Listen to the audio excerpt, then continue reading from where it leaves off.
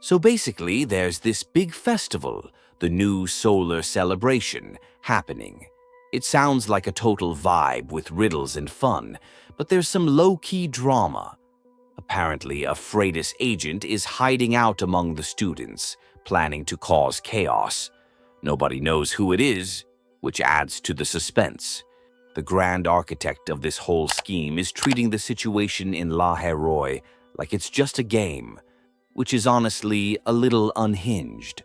They're dropping cryptic hints and riddles, making it clear that without the main character, Rover, things would be way too boring for their taste, which is a wild way to admit you're a villain. Rover gets pulled into a meeting with President Lucilla to get the full scoop. She starts yapping about something called the dark side, which is basically a physical manifestation of the Academy's collective student angst. It's a whole dimension created from their stress and emotions, which sounds pretty intense. The dark side is described as the Academy's reflection, a special sonosphere that captures every student's thoughts and feelings. It's a mirror to their youth, full of big dreams and equally big anxieties. It is literally built different, existing as an inseparable part of the school's emotional landscape. Lucilla explains that this dark side is a major downer, acting like a vortex for negative energy. It sucks up all the anxiety and sorrow from the students, who are all geniuses trying to one-up each other. This energy then seeps back out, messing with everyone's mental state, creating a whole doom loop. Things have been getting worse lately, which is the main T. Dr. Luke has noticed a huge decline in the students' mental health, and Lucilla detected a mysterious frequency in the dark side that they can't trace. It's clear someone is messing with the system to create chaos. Rover finally enters the dark side, and it's a total trip. The whole place is a mess of floating astronaut helmets, desks, and chairs, which are apparently the students' delusions given form. It's like stepping into a surreal dream world that's equal parts cool and deeply unsettling. While exploring, Rover encounters reflections of struggling students. They're all stressed about their research and feeling like they're not good enough. One former student's pain is so strong that her reflection is just permanently stuck there, absorbed by the dark side after she couldn't move past her failures. Then a creepy voice starts whispering to the reflections, telling them to just give up and let it take their worries. It's giving major villain monologue vibes, trying to tempt them into staying in the dark side forever. Rover knows he has to track down the source of this voice. Out of nowhere, a random rabbit appears, looking like it's waiting for Rover to follow it. In a place this weird, following the mysterious animal guide seems like the only logical thing to do. The whole situation is getting stranger, and the frequencies in the air feel different and more dangerous. Inside the dark side, Rover runs into a freshman named Sigrika, who seems to have gotten there by solving a riddle. She's just casually navigating this nightmare world, trying to find the exit. Her chill attitude in this chaotic place is definitely a little suspicious to Rover at first. After getting out, Rover reports back to Lucilla. He tells her about the tacit discords and the weird voice, which confirms her suspicions that something is majorly wrong. The focus immediately shifts to Sigrika, the student he met, and the strange rune picture she mentioned as her riddle. Rover meets up with his friend Len to ask about Sigrika. Len hypes her up, saying Sigrika is a super smart and kind student who aces everything and is considered a future Heliotic Six Successor. She's apparently the go-to person for help, but also seems to be carrying a lot of pressure. Hi there. If you want to enjoy more gaming lore without grinding for 60 hours, hit that subscribe button. I do the grinding so you don't have to. Your support really helps the channel. It seems like everyone on campus is trying to find Sigrika. She's been running around solving riddles for people and helping them with their problems, basically taking on everyone's stress. Her friends worry she's doing too much and not taking care of herself, especially with her own exams coming up. Rover finally meets the real Sigrika, and she's super friendly and immediately recognizes him from the stories Len told. She's a bit of a fan, impressed by his takedown of the Void Worm. He asks to speak with her privately about what happened in the dark side, which she agrees to.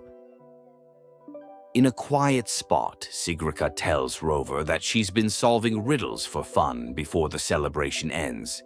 She describes the dark side as this weird but fascinating place where you can talk to ghosts and see black cats with wings. She sees it as an escape from her worries. To get a new riddle, they go to the Divinator, which is actually a robot named Didi. To get a riddle, you have to answer a bunch of personality test-style questions. Sigrika answers them instantly, showing how decisive she is, while Rover is a bit more thoughtful about his choices. The riddle is a picture of a student drawing a sun rune, with a cryptic message on the back about seeking a gift. Sigrika immediately gets it, explaining that the sun rune is the first one every Royan learns. She realizes the riddle is a trail they have to follow, just like a game from her childhood. To solve the riddle, Sigrika enchants Rover's camera so he can see hidden runes that are invisible to the naked eye. It's a cool trick that allows them to follow the trail. Sigrika mentions that she was always the best at this game as a kid, which is why everyone has such high expectations of her. As soon as they re-enter the dark side, that same creepy voice from before starts up again, making them both feel super uncomfortable. It's clear that this place is way more hostile now, and they know they need to figure out what's going on, and fast. The vibe is officially off. Things get personal for Sigrika when a reflection of her mother appears. The reflection pressures her to solve the riddle perfectly, reminding her of the pride she has in Sigrika's abilities. It's the first sign that this part of the dark side is specifically targeting Sigrika's deepest insecurities. The pressure keeps mounting as more reflections show up. Her friend Nivora appears, pushing her to figure out her wish for winning the riddle event. Another one complains she spends too much time on runes, and not enough on them. Every reflection is another voice adding to the weight on her shoulders. The reflections become even more aggressive, questioning Sigrika's abilities and telling her she's pushing herself too hard. Rover tries to support her, reminding her they're in this together, but she's clearly getting overwhelmed by the psychological attacks from these manifestations of her own fears. At the final part of the riddle, Sigrika makes a choice based on her instincts, but it turns out to be wrong.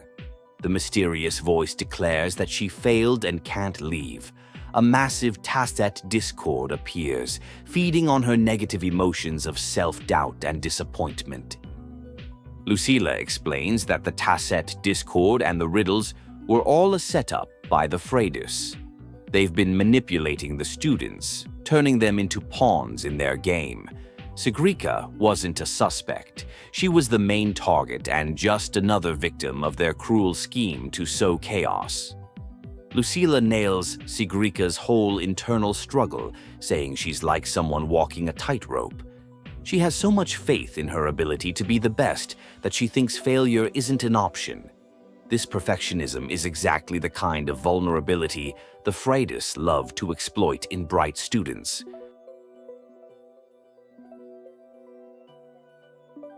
Rover takes a break from the main quest to hang out with some other characters.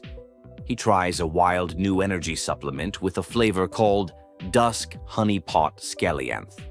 The flavor profile is described as sweet, then smoky fish, then greasy, which is a truly cursed combination of tastes. Meanwhile, Sigrika is at the training grounds, practicing her rune skills to be better prepared for future fights. Rover finds her there and offers to train with her. She's determined to improve so she won't be a burden, showing she's still grappling with the events in the dark side. To help Sigrika relax, they go birdwatching on the academy rooftop. Sigrika geeks out about the different birds, especially admiring how brave they are. She says their ability to just take a leap of faith and learn to fly is wonderful, hinting at her own desire for that kind of freedom. Later, Sigrika and Rover try some candy called Rainbow Beam Pop Rocks. It has hilarious side effects, making Sigrika hiccup and changing her voice. When they give some to Len, it makes her say the exact opposite of what she means, leading to some genuinely funny and confusing conversations. After the fun, the mood gets serious again. Sigrika admits to Rover that despite trying to rest, she still hears the voices from the dark side. She's terrified of letting everyone down, and their encouraging words feel like molten gold that's too heavy for her to carry. Just then, an emergency alert goes off. Multiple students have gotten trapped in the dark side. It's clear the Freitas are making their big move, and the situation has escalated from a personal struggle into a full-blown crisis that threatens the entire academy during the celebration. Sigrika immediately volunteers to go back into the dark side. She tells a worried Lucilla that it's not about proving herself anymore. She knows the layout and the runes better than anyone, and she feels a responsibility to save her classmates. It's about doing what's right, regardless of the risk. The new riddle to enter the dark side is a picture of a girl being chained by a sun blessing. The clue on the back says to break the chains of expectation. This riddle is clearly another direct parallel to Sigrika's internal conflict about living up to the expectations of others. Inside the dark side, they find and rescue Chisa, another student who was trapped. Chisa is completely unbothered by the whole situation. She was just passing the time by analyzing a piano and casually mentions she clipped some cassette discords that tried to attack her. Her chill is iconic. They eventually find another trapped student, Issa, who has completely given in to despair. She's tired of the endless pressure and lashes out at Sigrika, calling her the future Heliotic Six Successor and asking how she deals with all the expectations, revealing she saw Sigrika's struggling reflection. The psychological stress becomes too much, and Sigrika gets pulled into a deep, dark part of the Sonoro Sphere. There, she confronts her literal doppelganger, who reveals the truth. Sigrika herself is the source of all the chaos. The riddles, the voice, the monsters, they are all born from her own repressed fears. After they escape, Sigrika is an emotional wreck.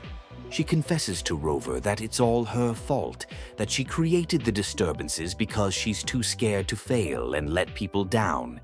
She feels completely lost and doesn't know what to do now that she knows the monster is literally her.